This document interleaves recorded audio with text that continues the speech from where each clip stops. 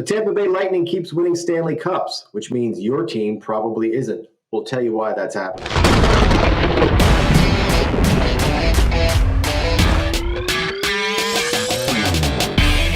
Welcome back to another episode of the HeyUSA podcast. My name is Nick Garcia, senior reporter at HeyUSA.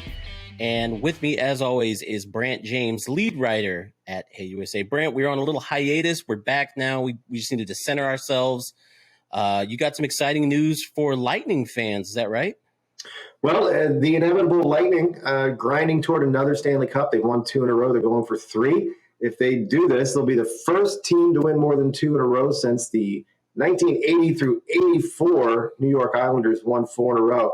But, we're joined this week by Erik Erlendsson, a Tampa Bay Lightning reporter veteran, been covering the team almost goddamn quarter century. Encyclopedia. I've known him since way back when he was covering the team for the now defunct Tampa Tribune, and I was with the since name changed St. Petersburg Times. So we kind of hashed through some old stories, and I had him explain to me why this team just cannot be stopped. I think you'll enjoy this interview. You'll enjoy it a lot more if you're a Lightning fan, but maybe it'll be some good inside info if you are not a Lightning fan. Without further ado, let's just jump right into that interview. Erik, thanks for joining us. I guess the basic question is, how has the Lightning sustained this? Prolonged success in sports is very hard, and they're trying to do something that it's very hard indeed, trying to win 3 cups in a row. And in the cap era, and in a flat cap era on top of that because of the pandemic. It truly is remarkable. You think about where this team was 3 years ago, leaving the ice in Columbus, and so many question marks about the future, coaching changes, roster changes, everything else. But instead of overreacting emotionally to what happened, they tweak things. And part of that tweaking was basically around, how do we just get better? How do we become a better team? We have the pieces. We know we have the right players. What do we need to do to kind of change things? And that's where they started to learn how to defend a little bit better.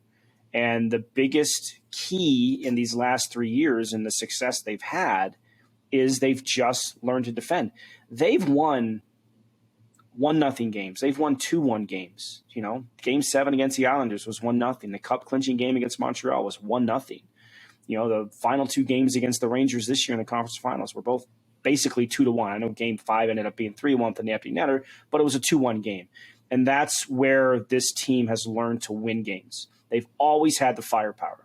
Nikita Kucherov, Braden Point, Steven Stamkos, Victor Hedman. But at the end of the day, they knew if they were going to be a championship caliber team, they were going to have to defend. Doesn't hurt to have Andrei Vasilevsky in net, but it all comes down to how you defend. And that's the biggest thing that this team has kind of turned around the last couple of years, and that's why they've had the sustained success. And the hunger, right? Like, there were times in this playoffs where they could have said, you know what, we got our 2 cups, we're good. They didn't, right? They down 3-2 to Toronto. They nearly blew game 6, and a chance to keep their season alive. They gave up 2 goals in the final minute of the second period to lose a lead. Down 2-0 to the Rangers, but they've just dug down deep, and they've got a really good coach who knows how to motivate, and everybody buys in.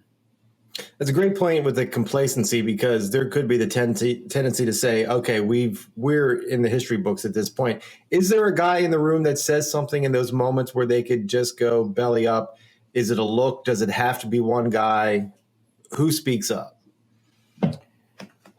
They have such a great leadership group. But it starts with Steven Stamkos and it starts with Victor Hedman. They're the 2 guys that have been around the longest. They were on that team in 2011 that made the conference finals before, this run. So their voices carry a lot of weight, but so does a guy like Ryan McDonough. So does a guy like Corey Perry. Corey Perry early on in the playoffs was a guy who said, basically, do you remember when you guys used to be hard to play against? Because Corey Perry was obviously on the other side of that the past 2 years.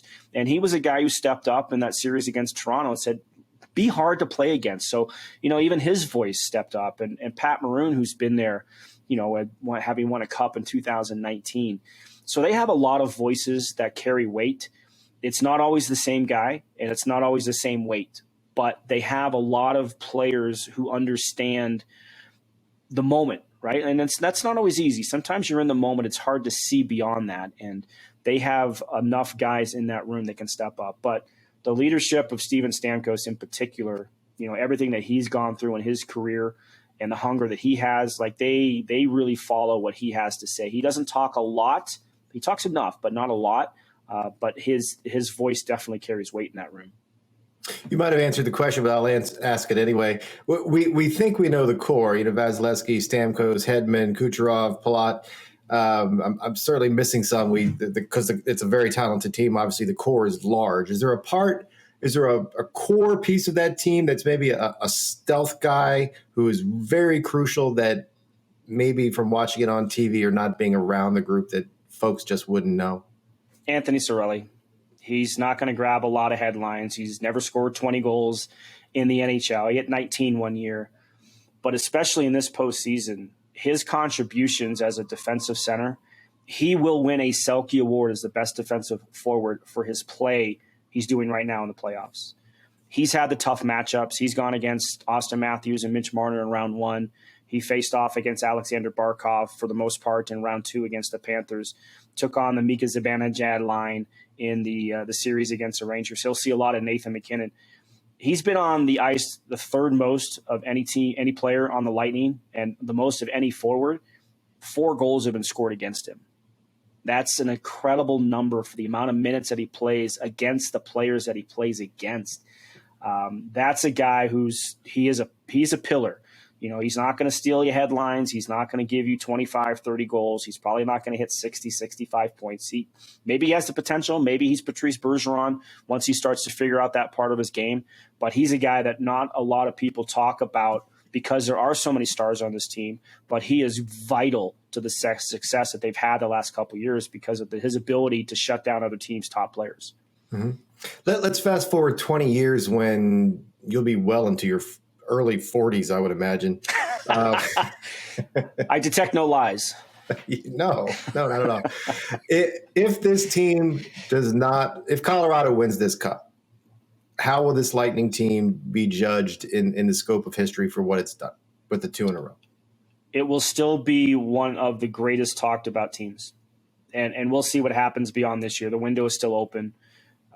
The core players are still locked up for a couple more years before the cap. And hopefully for them, the cap goes up. But just based on what they've done the past 3 years, when you can be in the conversation with the Montreal Canadiens of the late 70s and the Islanders who followed right behind them in the early 80s in terms of the number of playoff series you have won, they've won 11 straight. They're going for 12 here.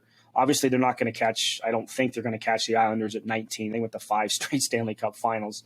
But, not even the Edmonton Oilers got to 3 straight Stanley Cups. I'm sorry, they did. They only won 2 of them, though, 83 to 85.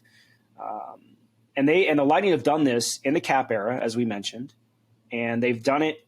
They're the first team to do it when every series was best of 7, right?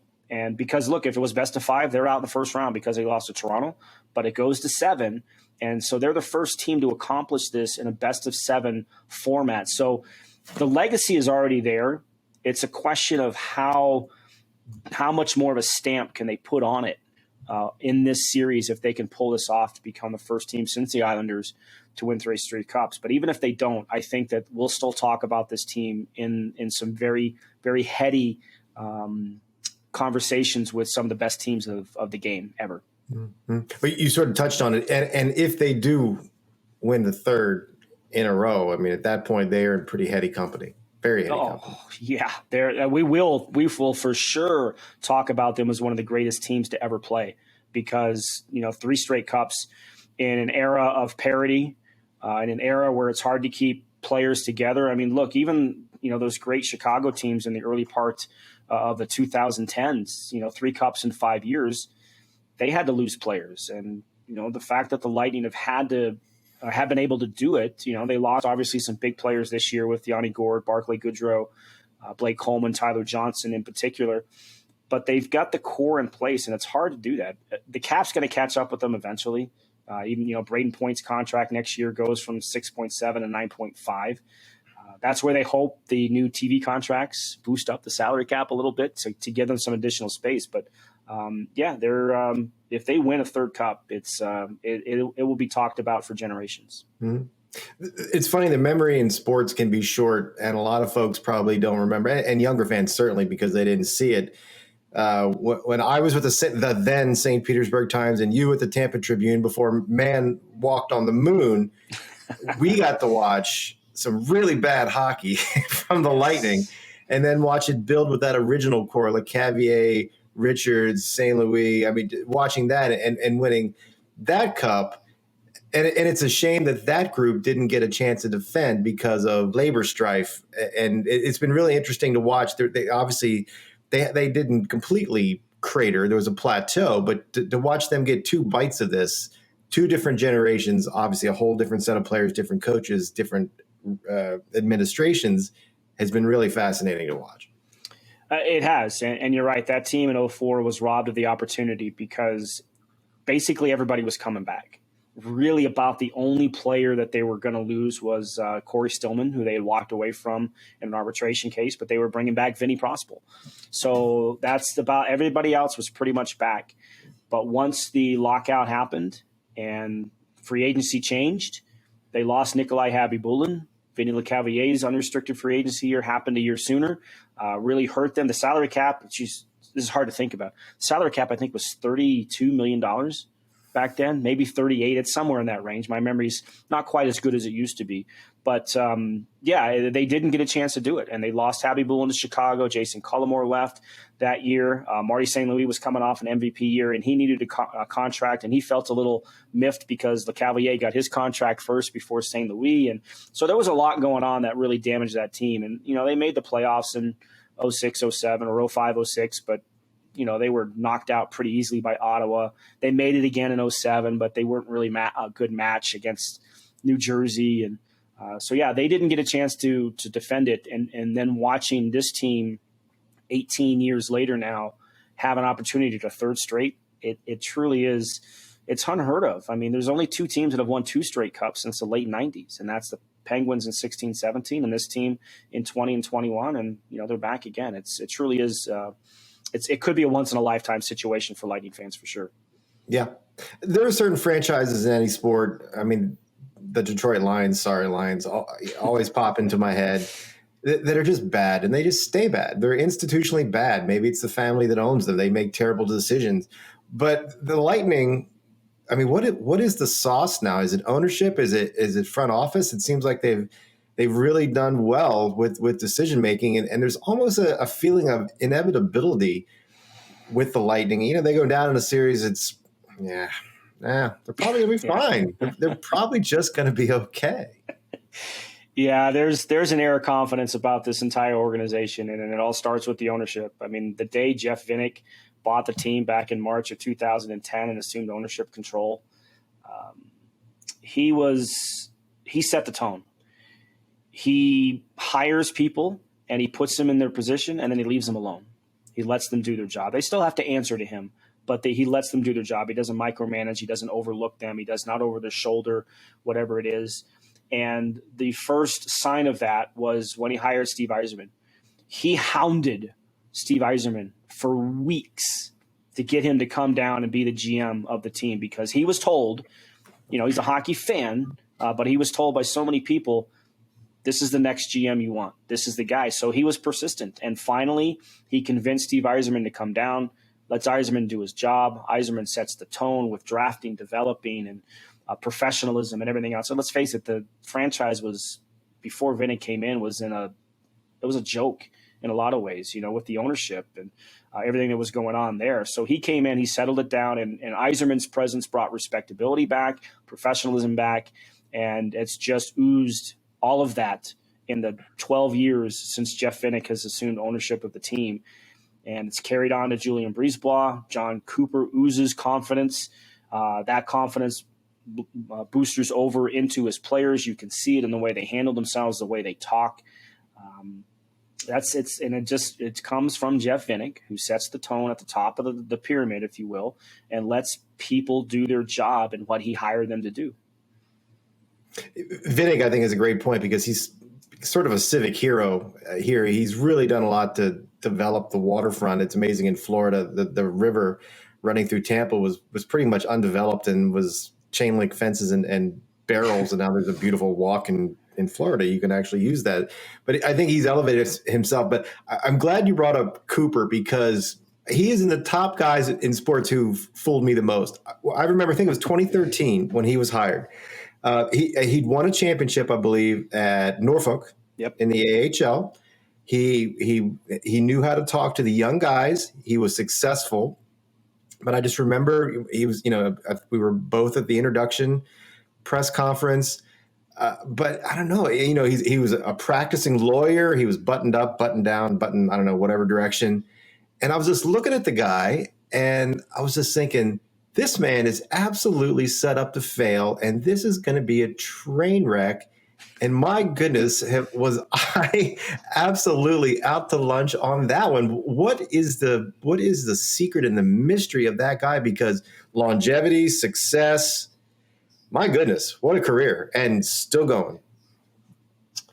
Yeah, you don't luck into the success he's had, right? And which means he must not have been a very good lawyer, because he's a hell of a coach. He, starting with his days in the St. Louis Bandits, and moving on to the Green Bay Gamblers, the USHL, and it was a little bit of a risk when they brought him in from Green Bay to coach the minor league team at the time, the Norfolk Admirals, and he got them to the playoffs the first year, as he always has success. He almost never misses the playoffs, and then by year 2, he had the formula. And they had that 28-game winning streak, went on to win the Calder Cup. And by next year, he was hired. And I remember thinking, too, at that time, that maybe they don't want to go to the next AHL coach, right? They had Guy Boucher, and he got them to the conference finals in year 1. Didn't kind of work out so much the next 2 seasons, and that's why he was let go. So there was a lot of people, including myself, who thought maybe they need a guy who's been around. Maybe they need Lindy Ruff. Lindy Ruff was available at that time. And maybe he's the guy to come in and kind of right this ship. But they understood that, they were going to go with the AHL coach. And the one thing about him that I've learned through the years is how he communicates with his players. Because today's athletes are different, which means today's coaches have to be different. And he's a different coach. And he doesn't have the respect factor because he didn't play the game, right? He never played it at a high level. He was a lacrosse player in college at Hofstra. So he didn't have that. So he had to find other ways to gain respectability, especially when you walk into an NHL locker room. I mean, those guys probably know more than you do. Let's face it. But he just finds way. One of the things that really struck me, I remember when guys started to come up from that Norfolk team to the NHL level, Tyler Johnson's, Andre Palat's, Radko Gudas, Mark Barbario, guys like that. They all use the word friend when talking about Jon Cooper, and you don't hear that. You don't hear that relationship between a player and a coach, but that gives you some insight into the way he treated his players. Now, the AHL level, the minor league level, you're trying to help them get to a different level, so they're going to listen to you maybe a little bit more.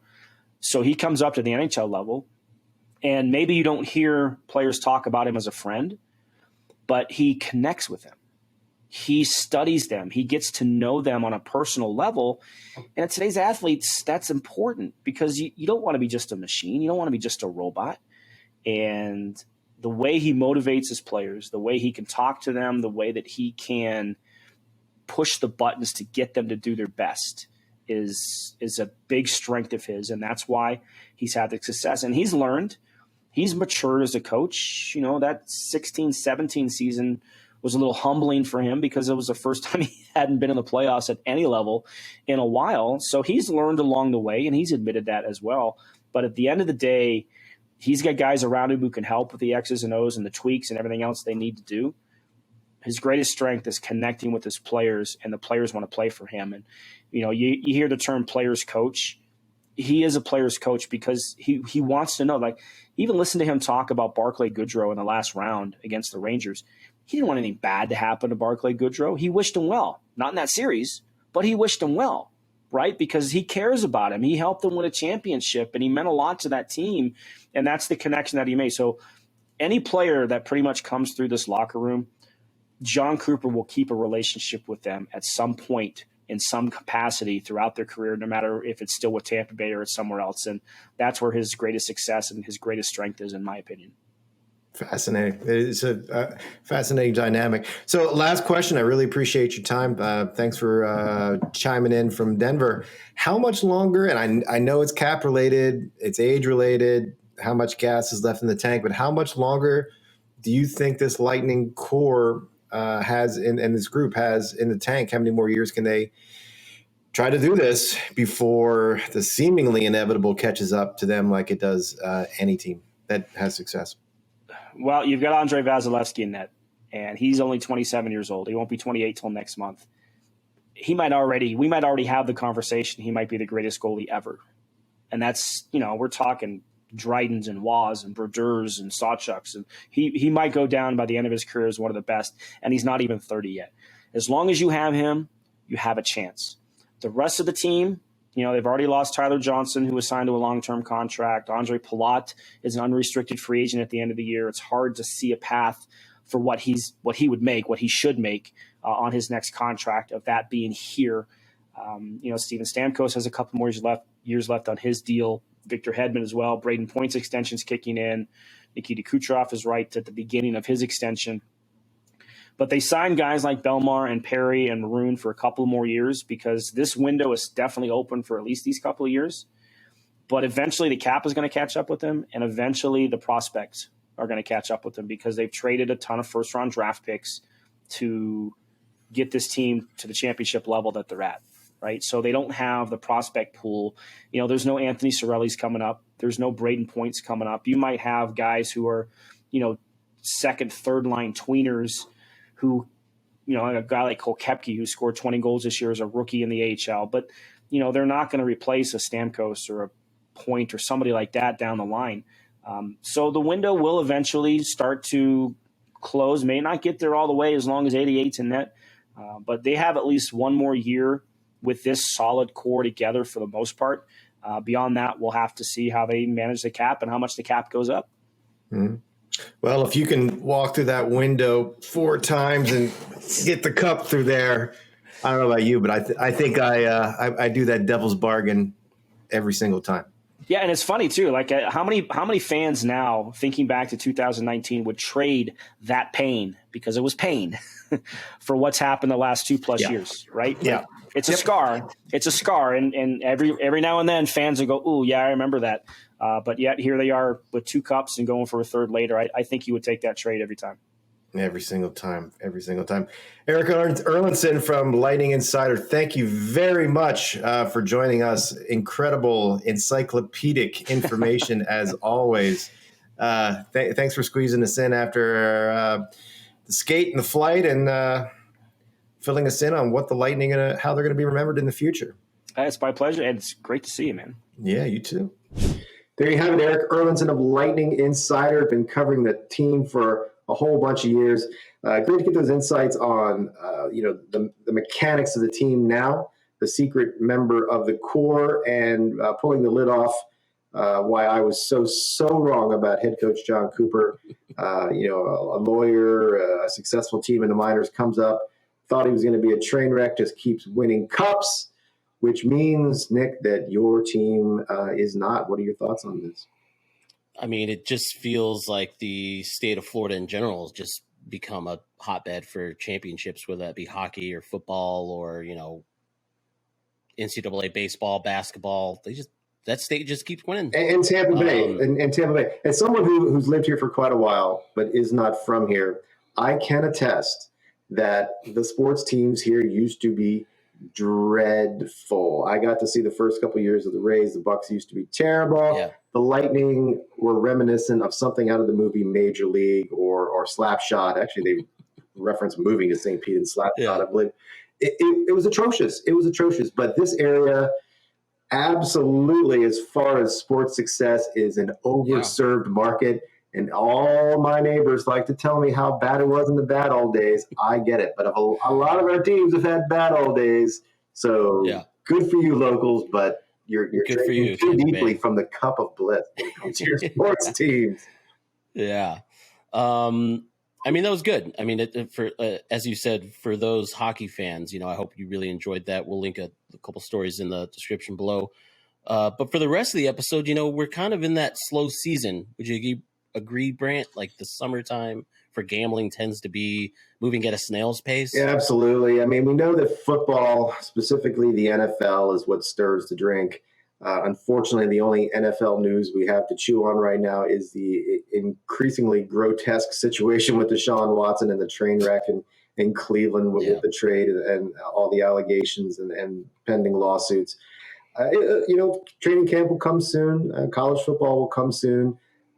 Baseball, obviously it doesn't spur the interest of betting that football does and March Madness does. So, yeah, we're sort of left to, do some housekeeping. We did have one development sports betting wise. We'll send a link to our previous interview. Joe Cunningham, who was running for the Democratic nomination to be governor of South Carolina and is very pro sports betting, won with 56% of the vote in that primary in South Carolina this week. Not necessarily because he was pro sports betting, but he will enter to continue the metaphor as a huge underdog against Governor McMaster in the fall, an extremely red, glowing state of South Carolina. But he gets past the first stage, and we'll see if maybe he could make some inroads in making a very gambling-averse state more friendly to it if he could win the state house. Yeah, that's also an interesting thing that a lot of these political races that are going on from the outside may not seem gambling related, but when you kind of dig underneath, a few of them are. Mm-hmm. And, we had a colleague write a story of that. We'll link in the description that kind of watched all the governor races that could have betting implications. Because as you know, that's a kind of a little platform to stand on when you're like wanting to bring revenue to your state. You could say, hey, we could legalize sports betting. It brings extra, nickels and dimes to the state. So we'll link that in the description. We did have a story that, something exciting to talk about on the NBA front from our colleague, Mark Meltzer. He's like our Las Vegas writer. And one of the things is NBA expansion. And I believe that we talked about this a little bit, Brant, before we went on our little hiatus about the NBA expanding to Las Vegas. Yep. It seems only right. It seems only right that Major League Baseball would want to follow in that footsteps. Mm-hmm. But the interesting thing that I want to bring up is the fact that LeBron James said he wants to be part of that ownership team. And now that he's a $1 billion athlete, seems only right. Would you not agree? If you've got some money, let's spend some money. It is basically, and again, the media, I hate to use that term, where media creates the churn, and it's basically considered a foregone conclusion that the NBA, when it does expand, it will come to Vegas and it will come back to Seattle to right that terrible wrong of the Sonics getting moved to Oklahoma. It seems so natural, even more than baseball.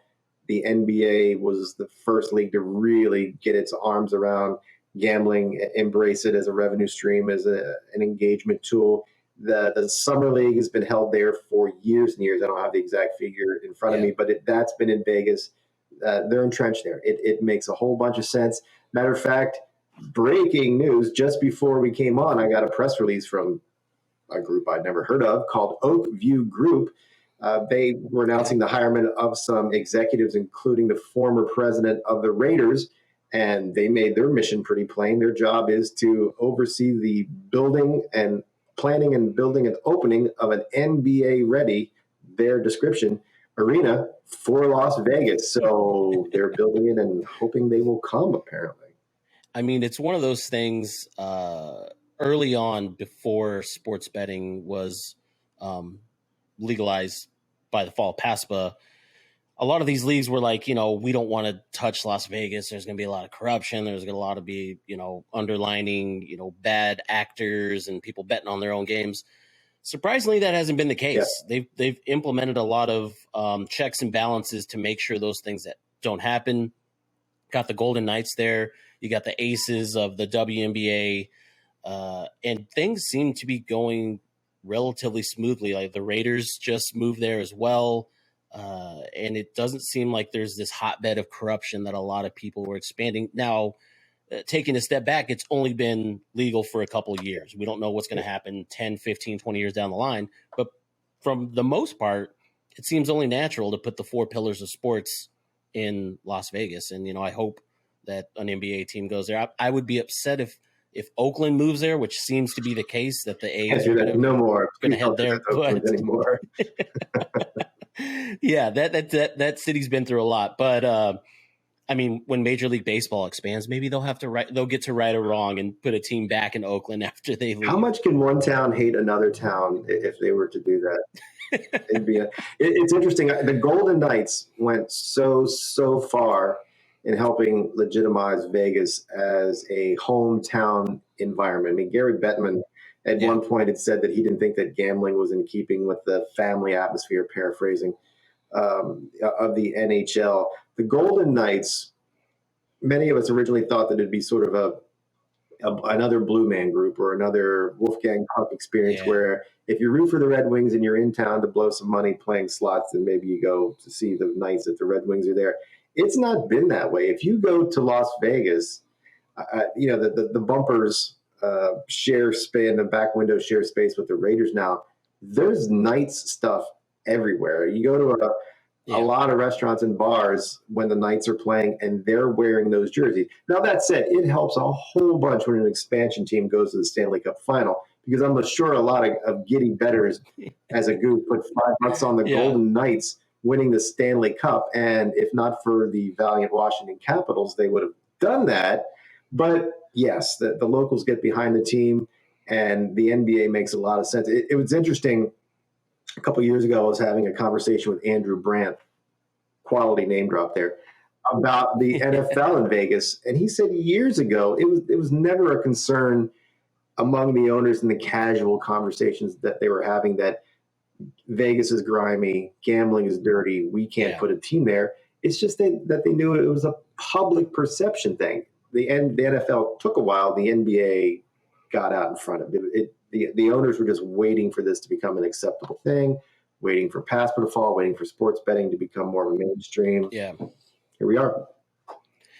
And I'm not too sure if the casual listener knows how expansion works, but it's not just the league has to pick a city and a team goes there. It has to be voted on by all the already owners of the league. So it could have been in the works years ago, as they just didn't get enough votes. But to your point of the Golden Knights, I feel like when it's an expansion team, that's your team now. It's created specifically for that city versus a team like, not to say that Oakland Raiders fans aren't living in Vegas, but it was already an established franchise that just moved there.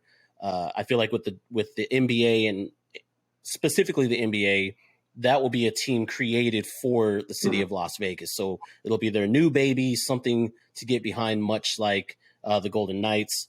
Whereas baseball, you might be having those Oakland fans move there or something like that. Anyways, that's our take on that NBA. But I do have a special anecdote for you, Brant. One of the sporting events that you love going to, hot dog eating contests. How my emotions on those. No. Okay. So a couple weeks ago, Chicago had a hot dog festival, which is, a street fest basically. And you can buy all different types of hot dogs. There was rattlesnake, there was wild boar, there was alligator. I've eaten all three of those. Have you eaten all those? I did. Tried them at this festival and they were delicious. And rattlesnake, what did it taste like? Absolutely. It's like that's a dumb expression because it's true. All right, I'm sorry, but I didn't want to forget my. Yeah, no. So at the end of this, it was a 1 day, I believe, or it may have been a 2 day event. But at the end of the first day, they had a hot dog eating competition, and you're picturing the Joey Chestnuts and the Kobayashis of the world, and this is more of, I would say, a local thing. This is where you win this thing. Maybe you go on to like a citywide event, or this is the stepping stone platform. So I think there was maybe like 10 contestants, I believe. They all had their own nicknames and they all had come from different places. They had 5 minutes on the clock to eat as many hot dogs as humanly possible. Could you guess how many hot dogs the winner ate? You said these are like Joe Schmo, Rocky types, just trying to catch a break. Yeah. And it was 5 minutes. I believe it was 5 minutes. How many hot dogs? I'm going to think that this minutes? is a collection of people who jumped in thinking it was going to be way easier. 5 minutes, I'm going to say 12. Ooh, you would have been close. The winner ate 8. That's harder than you think. 8 hot dogs. So I instantly, being the type of person that I am, I looked at my buddy and I said, I should have entered. I'm so hungry right now. I could eat more than 8 hot dogs. But there was a few rules, unlike the Nathan's hot dog eating competition, which is coming up in 2 weeks, right around 2 weeks. July, yay! Celebrate your independence from low cholesterol.